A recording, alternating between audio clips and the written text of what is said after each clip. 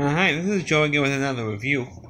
And since I've been doing reviews of Star Trek, my last review was based on Star Trek: The Next Generation show. So I figured I'd do a review of the next series, or the next spin-off, which is of course Star Trek DS9. Which I think, if I remember wrong, I think it's celebrating its 25th anniversary this year. And it's like the forgotten child of the Star Trek universe. So a lot of people pretty much skip over this series, either focus on the original series, of course, talk about the Next Generation, and then go to Star Trek Voyager, and that's about really the three series that most Star Trek fans focus on. But Star Trek DS9 is, of course, is literally a direct spin-off of Next Generation.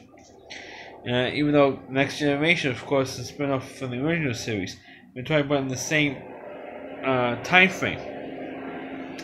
Because Deep Space Nine is not set like 75 years into the future like the Next Generation series is. It's about the same time frame, pretty much. Of course, this one stars Avery Brooks as Commander Sisko.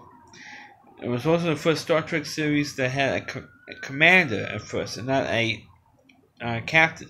Somebody who has a captain rank. Commander Sisko was assigned to Deep Space Nine to be the Federation envoy to take care of the space station for the Federation and for the transition, because the Cardassians, who were the villains throughout pretty much throughout the whole series, was in control of the space station, and they asked Commander Sisko to be the head of it, or to run it, for the transition back to Bajor. And that's the planet that's Deep Space Nine is pretty much over. And of course, eventually, this is of course the series that's unique, especially just in the first episode, which is a 2-hour episode. Of course, now it's been chopped up into a 2-parter, which is a joke. This is my pet peeve they brought up in my Next Generation review. He takes over and has one of the more, and he was mad, and Captain Picard actually escorted Sisko, transport Sisko to Deep Space Nine, because one of Captain Picard's crew members, who was Chief O'Brien, played by Carl Meany, actually transferred from the Enterprise to Deep Space Nine. And that's where the direct spin-off for Next Generation comes from. Because for that one character, Carl Meany is like a semi-regular character, it's like a transporter chief. When he gets transferred to Deep Space Nine to be the pretty much basically a maintenance guy. But Deep Space Nine does have one of the more unique characters in all of people. Renee, sorry, giving us his last name. He plays a changeling, and of course that emphasis comes on later on in the series, because this television series starts with the Dominion War. But 3/4 of the way through, and I think like the last 2 seasons, if not the last 2.5 seasons, starts with the Dominion War.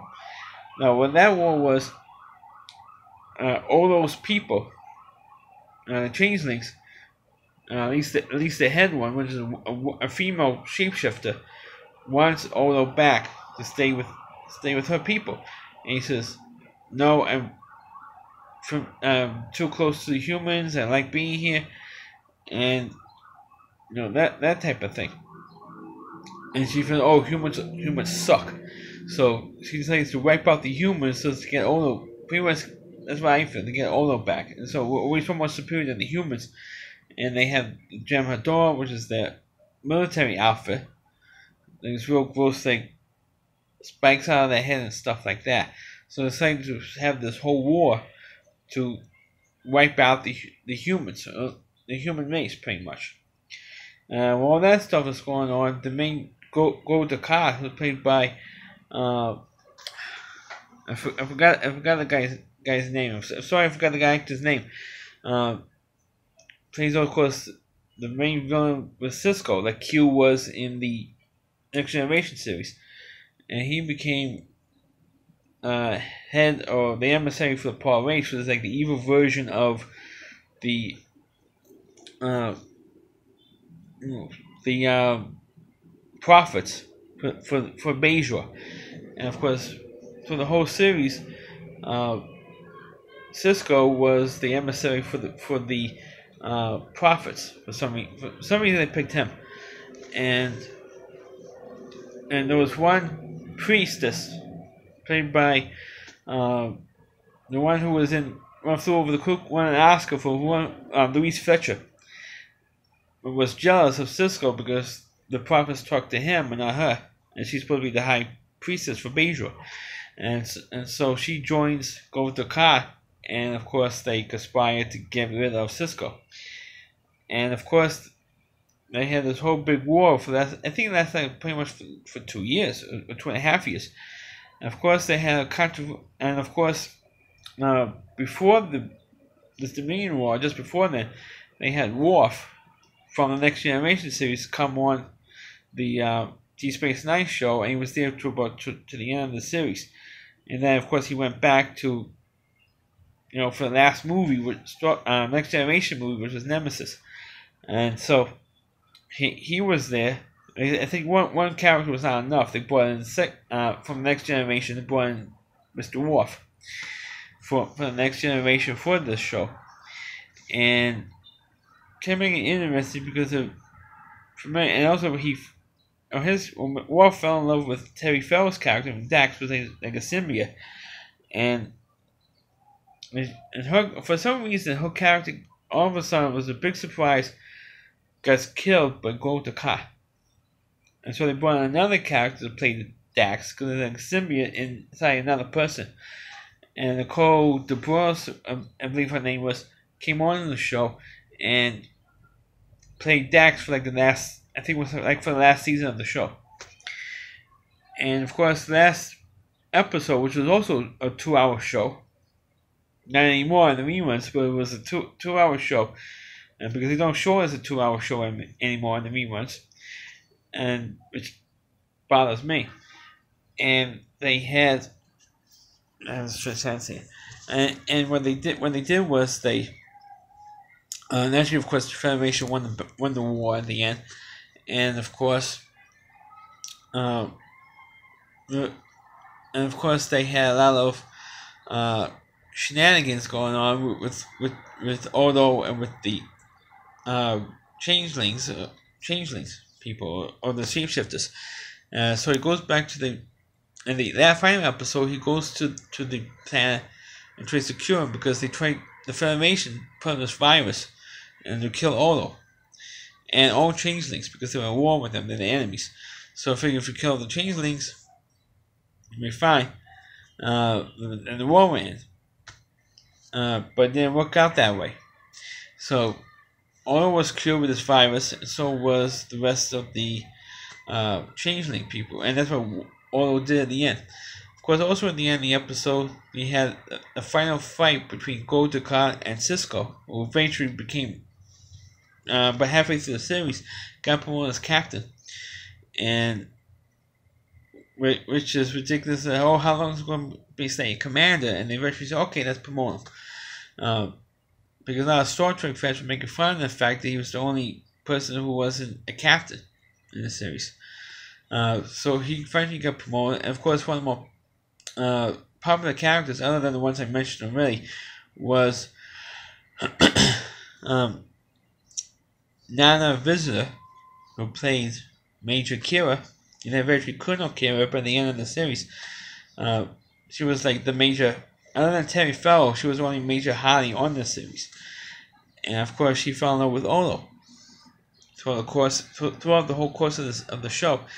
And of course, but in reality, she had a love. I don't know if they're still together today, but she had a love affair with the guy who plays Dr. Bashir on Deep Space Nine, and he got her pregnant, and they had to write in her pregnancy on the show in a crazy way in Star Trek, which is like too long to explain. But she was pregnant on the show, and they wrote her pregnancy in there instead of hiding her behind a desk or paintings or constantly hiding her stomach. They put her pregnancy in because she was like a surrogate for Chief O'Brien and his wife. That's how they wrote that in. and pregnancy in, because Chief O'Brien's wife was pregnant, and there was like some kind of accident, and they transferred the baby from Chief O'Brien's wife into Kira. That's how they explain the pregnancy. Stupid way of explaining it, but that's what they did. Of course, like I mentioned earlier, the most controversial thing was with Terry Fell. All of a sudden, she was like fired pretty much, and they replaced her with another character. Of course, one of the more recurring characters on the show was James Darren. Of course, was a former Beast star back in the 1960s, and was on the show T.J. Hooker for I think like 2 years, 2 or 3 years in that series. He played like a lounge singer from the 1960s in one of the holo suites in Deep Space Nine, and instead of a holodeck, they call it a holo suite. And they set up the program so it constantly run 24 hours a day, 7 days a week. Previous episode, because Quark's, who was a Ferengi, and they have a constant Ferengi on there, and some of the silly episodes of the series revolve around Quark and his mother and the head of the Ferengi race. I thought that was one of the sillier episodes of the show. I'm not saying it wasn't any good, it's just that it was just too silly, too over the top with the campiness on those episodes for Star Trek. And they kept distracting from the war to do one of those episodes. One of the better episodes of the series, I felt, was with Quark's nephew joined Starfleet, and he was injured and he lost a leg in the battle during the war, and he stayed in Quark's.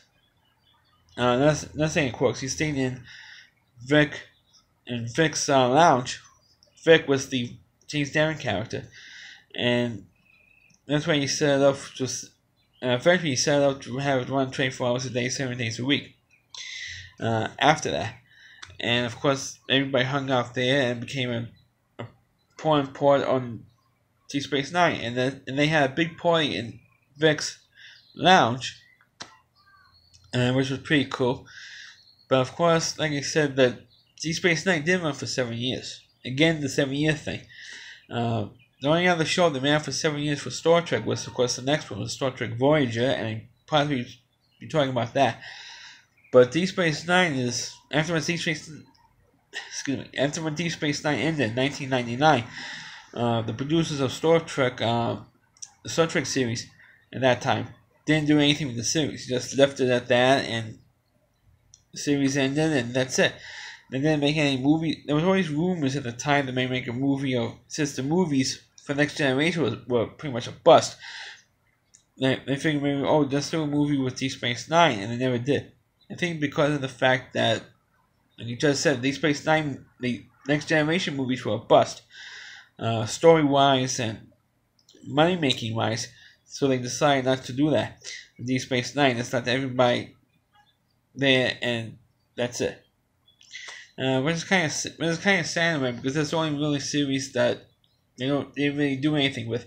So they figured after the cancellation, in terms of making a movie or a reunion film or a TV reunion thing, so they could maybe tighten up us, or whatever happened to Benjamin Sisko, or if Ola ever came back to Deep Space Nine and got married to Kira, or any of that stuff.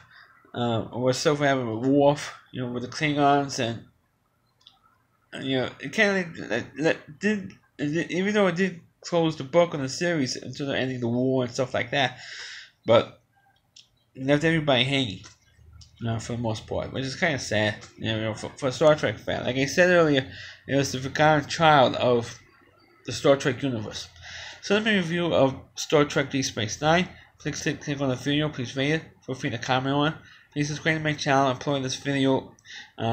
Please promote this video on your Facebook pages. You can watch all my videos on my YouTube channel at rallyc.com. That's all WDY, C.com. That's the homepage of the Rally Reviewer. Chris Lee Moore. Please check out all of his videos on his website. Thanks for watching, and catch you next time.